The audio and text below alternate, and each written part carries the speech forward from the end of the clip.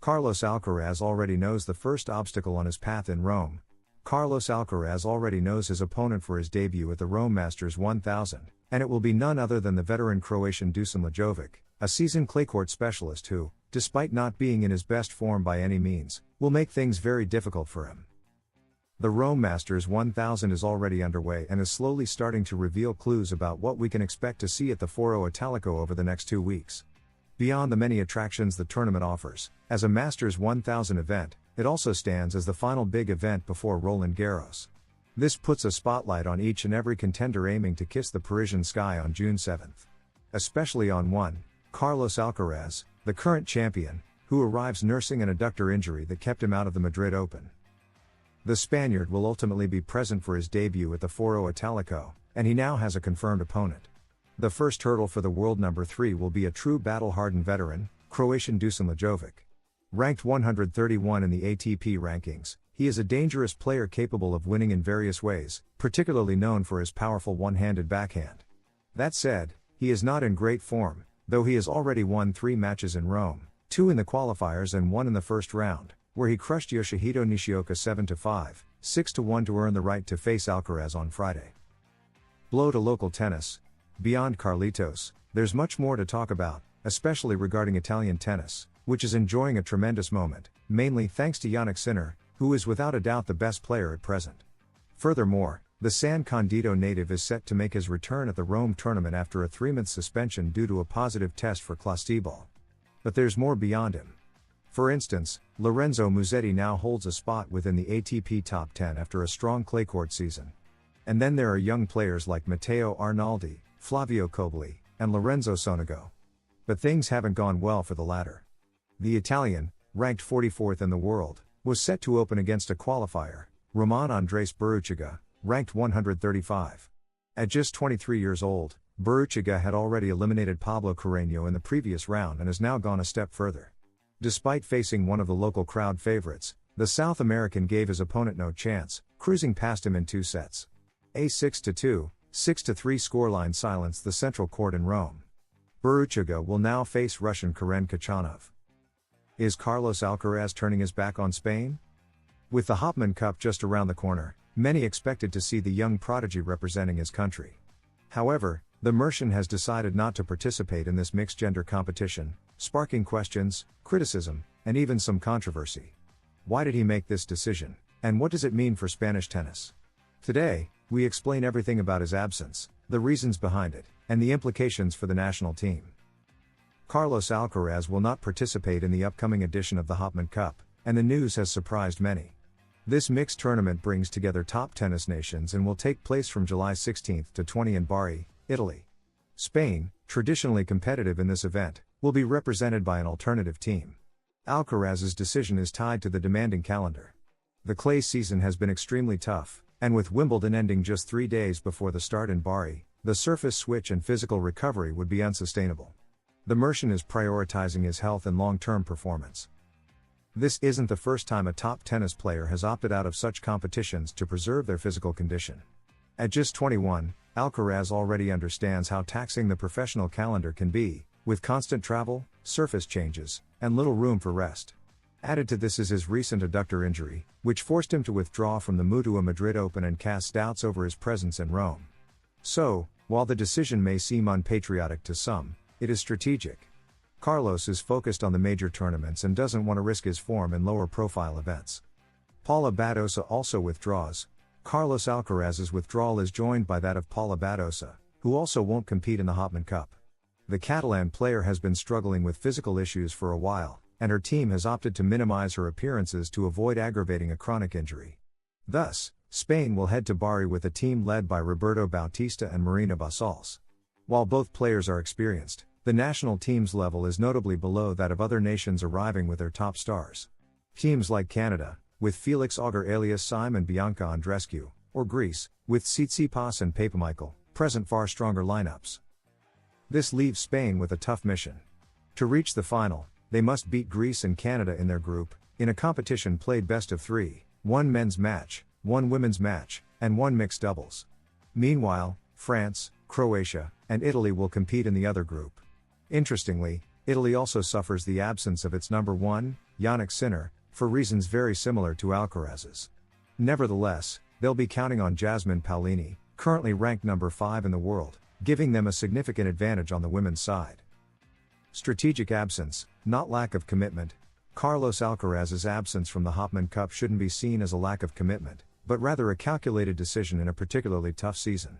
With Wimbledon and Roland Garros as priorities, the Mercian is focused on protecting his body and avoiding further injury.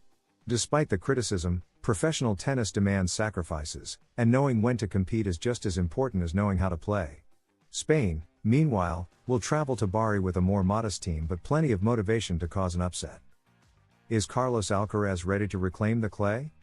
After several weeks of uncertainty due to injury, the young Spaniard has returned to action in Rome, training hard at the Foro Italico.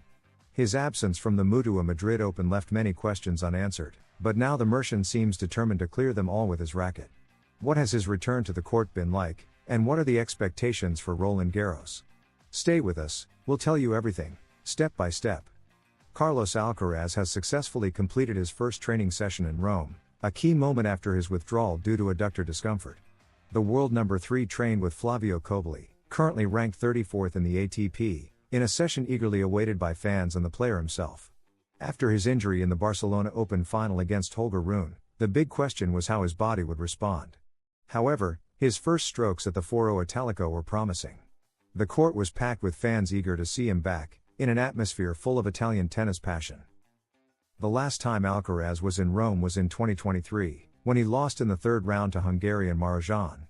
In 2024, he missed the tournament due to a forearm injury, so this return represents much more than a simple comeback. It's a chance to regain match rhythm just before Roland Garros. He has also arrived with enough time to acclimatize, unlike the rush and pressure of other recent tournaments. The training with Cobolli, also symbolic because it was the Italian's birthday, allowed Alcaraz to test his fitness in real conditions against a mid to high level opponent. This Friday, Carlos Alcaraz will debut in the Rome Masters 1000 against either Japan's Yoshihito Nishioka or veteran Serbian Dusan Lajovic, who entered the draw following the withdrawal of Jan-Lennard Struff. In principle, the draw has been kind to the Spaniard, giving him some room to warm up before facing the top seeds. Still, each match will be another test to confirm he is fully recovered. Alcaraz is playing not just to advance in Rome, but to reach Paris with maximum rhythm and confidence, where he'll chase his first Roland Garros title, a lifelong dream. A duel in the air, Alcaraz versus Sinner? But another name looms over the Roman scene, Jannik Sinner. The world number 1 returns to competition after a 3-month suspension and, like Alcaraz, has chosen Rome for his official comeback. Although both are more focused on fine-tuning their games ahead of the French Grand Slam, their simultaneous presence at this tournament raises the possibility of a highly anticipated showdown. For fans, it would be the perfect appetizer before the big battle in Paris. For now, both observe each other from afar, each focused on recovery and strategy. Carlos Alcaraz has, at least for now, left concerns over his physical condition behind. His return to training in Rome was positive, surrounded by a crowd that confirms he remains one of the sport's main attractions. The Italian tournament is key, not so much for the title, but for its value as final preparation before Roland Garros.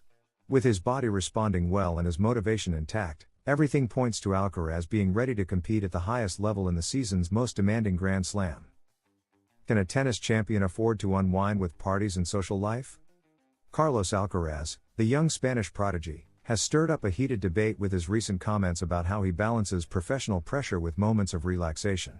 Between criticism and support, the tennis world is divided. Is it wrong for a player to celebrate like any other young person, or is knowing when to pause part of what makes someone successful? Today, we explore how this controversy is shaking up the tennis world. Carlos Alcaraz recently confessed that, to stay mentally healthy, he needs to disconnect, go out with friends, and even enjoy parties. His comments were part of the Netflix documentary he presented during the Mutua Madrid Open, a tournament he missed due to his adductor injury. This honest revelation sparked a wave of reactions. Some, like Roberto Bautista and Jack Draper, expressed skepticism about this approach. The demands of the tour and the need to stay at the top seem to clash with a more relaxed lifestyle. However, not everyone agrees. Fran Cerundolo, the Argentine who recently had a brilliant semi-final run in Madrid, came to Alcaraz's defense. For Cerundolo, Alcaraz is simply acting like any young star who must balance a demanding professional life with a personal one. Already world famous, Carlos can hardly live a normal life, and Cerundolo understands that finding moments of privacy and relaxation is vital. He admits doing the same himself, saying that spending time with friends and family helps him perform better on the court. Cerundolo's support offers a different perspective, one that humanizes elite athletes. After all, Carlos Alcaraz is only 21, an age when most young people are exploring their identity, building friendships, and making mistakes. He just happens to do it under the world's microscope. It's natural for him to seek ways to unwind. And the results speak for themselves. Despite the controversy, he remains one of the best players in the world. His recent title in Monte Carlo confirms it, as does his consistent presence in the latter stages of major tournaments. Next on his calendar is the Rome Masters 1000, a tournament he's never won. After missing the Madrid Open, the Mercian is more motivated than ever. This week, he's been testing himself in Spain to confirm his fitness, and everything suggests he'll fly to Rome on Tuesday. His debut is expected Friday or Saturday, giving him time to adapt. Carlos's mind is on Rome, but the real target is Roland Garros. His preparation, both physical and mental, is aimed at peaking in Paris. The debate around Alcaraz's lifestyle reflects something deeper, the difficulty of being young at the top of world sport. While some criticize him for allowing himself certain freedoms, others see it as a necessary balance to survive the pressure. The truth is, for now, his formula is working. Carlos not only keeps winning titles but also stays true to himself, something rare in a world that demands constant perfection.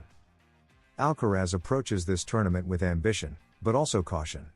Questions about his condition after the injury still linger, and the instability of the draw only adds to the uncertainty. Even so, the Mercian has shown he can adapt quickly and compete at the highest level, even under unpredictable circumstances. The 3 last-minute withdrawals from the Rome Masters 1000 have shaken things up and reshaped a tournament that promises strong emotions. Carlos Alcaraz returns eager to prove he's recovered, but with a path full of unknowns to navigate.